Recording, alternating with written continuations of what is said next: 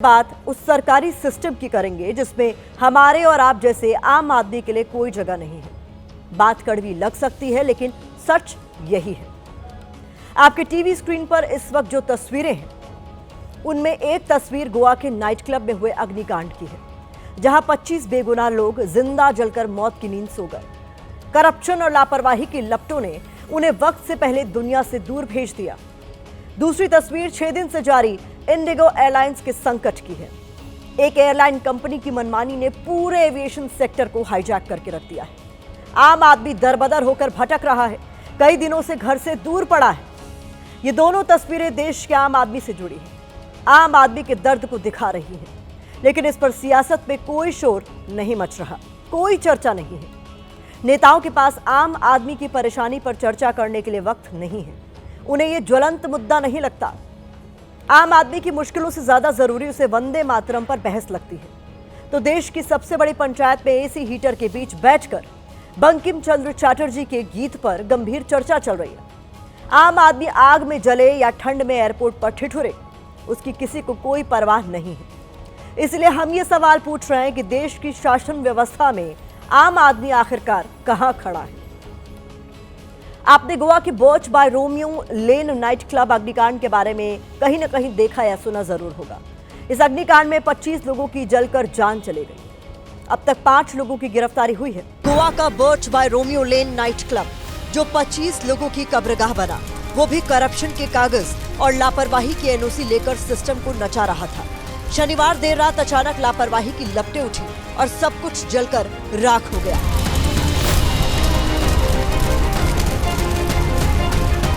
पांच पर्यटकों की झुलसकर मौत हो गई। नाइट क्लब के 20 स्टाफ मेंबर्स की भी लपटों में जलकर जान चली गई। जांच में पता चला है कि डांस के दौरान स्टेज पर कोल्ड फायर गन चली। गन की चिंगारी से जूट से बनी छत में आग लगी और देखते ही देखते पूरा नाइट क्लब जल उठा।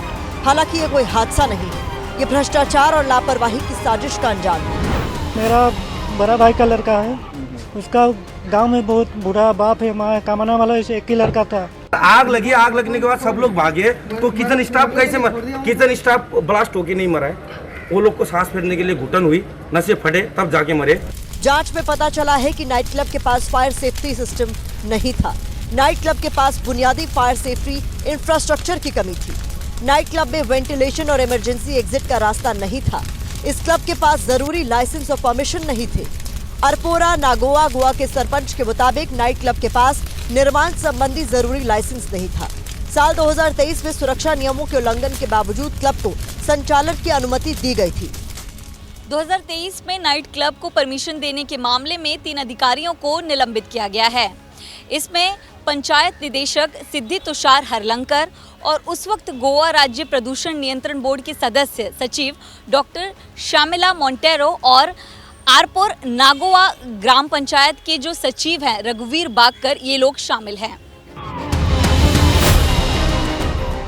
तो करप्शन अधिकारियों ने किया और उसका अंजाम आम आदमी ने भुगता। नाइट क्लब अग्निकांड में दिल्ली के भी 4 लोगों की जान चली गई। विनोद, उनकी भाभी कमल और कमल की 2 बहनें अनीता और शरद जोशी शामिल थे। लापरवाही प्रशासन की तो है ही, जो वहाँ पे भी चल रहे हैं, ये रिसोर्ट्स वगैरह चल रहे हैं, होटल चल रहे हैं, बैंकट वगैरह जो भी चल रहे हैं, अनलीगली हैं सारे। तो गवर्नमेंट को पहले से इसमें वो करना चाहिए ना कि जो कार्रवाई हो रही, जो बंद हो रही है, पहले से बंद करके रखो। कानपुर का रोहन नाइट क्लब में शेफ था, वो भी इस अग्निकांड का शिकार हो गया। उत्तराखंड के टिहरी गढ़वाल के सतीश राणा भी शोलों में मौत की नींद सो गए। वो काम करते थे वहाँ, वहीं पे वही होटल में काम करते थे। हम लोग को तो कल पता चली, न्यूज में पता चली हम लोग को। फिलहाल मामले में चीफ इंजीनियर समेत 5 लोगों की गिरफ्तारी हुई है, लेकिन इस अग्निकांड के असली गुनहगार यानी क्लब के मालिक फरार हैं।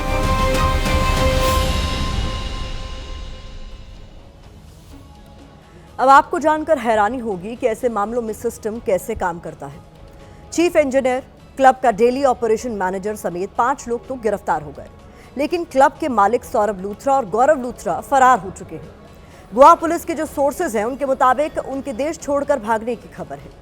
गोवा पुलिस ने उनके खिलाफ लुकआउट सर्कुलर जारी कर दिया है। तो देख रहे हैं आप, एक तरफ देश का आम आदमी 6 दिन से अपनी फ्लाइट नहीं पकड़ पा रहा, दूसरी तरफ अग्निकांड के अपराधी चंद घंटों में नाइट क्लब को लोगों की चिता बनाकर देश से ही चल दिए। आपको क्या लगता है कि उन्हें भी देश से बाहर निकालने में क्या सिस्टम ने काम नहीं किया होगा? ऐसा लगता तो नहीं है। वैसे नाइट क्लब के मालिक सौरभ लूथरा ने सोशल मीडिया पर पोस्ट कर दुख जता दिया है। यानी अब आप ये तो नहीं कह सकते कि क्लब मालिक पूरे मामले को लेकर संवेदनशील नहीं है। लेकिन भारत की बात में हम सिस्टम से सवाल तो जरूर पूछेंगे। हम पूछेंगे कि बिना जरूरी नियमों का पालन किए नाइट क्लब को संचालन की परमिशन कैसे मिली? क्यों बिना फायर सेफ्टी सिस्टम के नाइट क्लब को चलाने की मंजूरी दी गई? क्यों नाइट क्लब की तरफ से किए गए अवैध अतिक्रमण पर प्रशासन की नजर नहीं गई? सवाल यह भी कि क्यों नाइट क्लब में कोई हादसा होने पर बाहर निकलने के लिए उचित रास्ता तैयार नहीं किया गया था? अब क्योंकि हादसा हो चुका है, लोग बेमौत मारे जा चुके हैं, तब गोवा के मुख्यमंत्री कह रहे हैं कि जो भी दोषी होगा उसे बख्शा नहीं जाएगा। तो सीएम साहब ये बताइए कि जब आपका प्रशासन ऐसे हादसों को न्योता दे रहा था तब आप कहां थे? क्या हादसे का इंतजार कर रहे थे? प्रिलिमिनरी इंक्वायरी और प्रिलिमिनरी जो रिपोर्ट सामने आया है, जो इलेक्ट्रिकल फायर क्रैकर्स कुछ जो जलाते हैं विद इन द क्लब्स, इसकी वजह से फायर उसको लगी और पूरे ऊपर से उनका पूरा क्लब उसको पहले पूरे आग लगी और बाद में कुछ लोग बाहर आ सके, बाकी लोग जो बाहर नहीं आए, इसलिए इंसिडेंस हुआ। एट प्रेजेंट 4 लोगों को अरेस्ट किया है, कोई छूटने वाला नहीं है, उसको सस्पेंशन भी होगा और उनके खिलाफ पुलिस इंक्वायरी जारी रहेगी। हमने जिस सवाल के साथ इस विश्लेषण की शुरुआत की थी, अब उसी पर लौटते हैं। आपको दिखाते हैं कि देश का आम आदमी जिंदगी कैसे जीता है और सरकारी सिस्टम कैसे उसकी जिंदगी के साथ खिलवाड़ करता है। आम आदमी मेहनत की कमाई से टिकट खरीदकर नाइट क्लब जाने की प्लानिंग करता है। दूसरी तरफ सरकारी सिस्टम करप्शन की कमाई खाकर अवैध नाइट क्लब को बिना नियम पूरा किए चलाने की इजाजत देता है। आम आदमी नाइट क्लब में जाता है और लापरवाही की आग में जलकर मर जाता है। दूसरी तरफ सरकारी सिस्टम हादसे की जांच के लिए फैक्ट फाइंडिंग कमेटी बनाता है। मजिस्ट्रेट जांच के लिए 4 सदस्यीय कमेटी बना दी जाती है। आम आदमी के पैसे जाते हैं, जान चली जाती है। दूसरी तरफ सिस्टम की नाकामी से अग्निकांड के गुनहगार देश छोड़कर ही भाग जाते हैं। अब जिन लोगों के आपने इस अग्निकांड की जो भेंट चढ़ गए हैं, वो जिंदगी भर उनके दर्द में तड़पते रहेंगे। दूसरी तरफ अग्निकांड में सिस्टम की जांच चलती रहेगी और गुनहगार जो है क्लब मालिक विदेश में बैठकर सिस्टम को नाच नचाते रहेंगे। इस बीच हम क्या करें? जो गए हैं उनकी तस्वीरों पर माला चढ़ाएंगे और हादसे पर दुख जताएंगे, क्योंकि आम आदमी के बारे में सोचने का सिस्टम के पास वक्त नहीं है।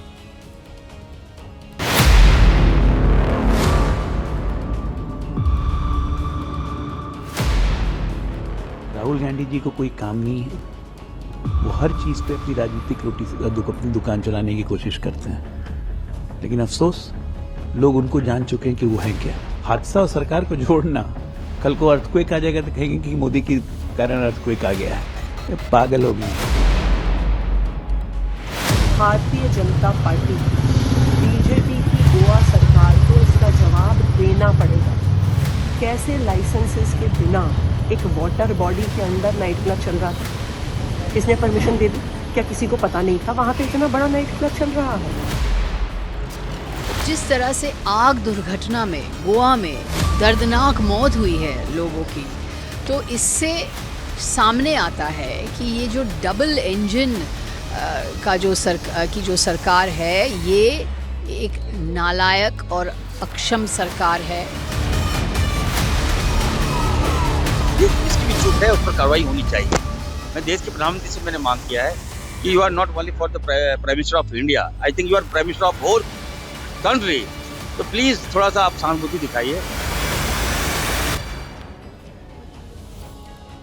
कोई अनहोनी या हादसा होने के बाद कैसे हमारा पूरा सिस्टम एक्टिव हो जाता है, इसकी एक तस्वीर नोएडा से भी सामने आई। यहाँ भी नाइट क्लब, बार और रेस्टोरेंट में जांच की शुरुआत हो गई। फायर, इलेक्ट्रिकल सेफ्टी समेत बाकी सरकारी विभाग जांच में जुट गए। अब वक्त इस खबर पर सोशल मीडिया के ओपिनियन का है, तो आपको बता दें कि यूजर्स क्या लिख रहे हैं। यूजर्स लिख रहे हैं कि पब्लिक प्लेस पर इतने सारे नियम कायदों का उल्लंघन हमारे देश में बहुत आसान है। इस देश को किसी की नजर लग गई है। यह हादसा नाइट क्लब्स की फायर सेफ्टी और व्यवस्था पर गंभीर सवाल खड़े करता है। तो ये इस खबर पर सोशल मीडिया का नजरिया है।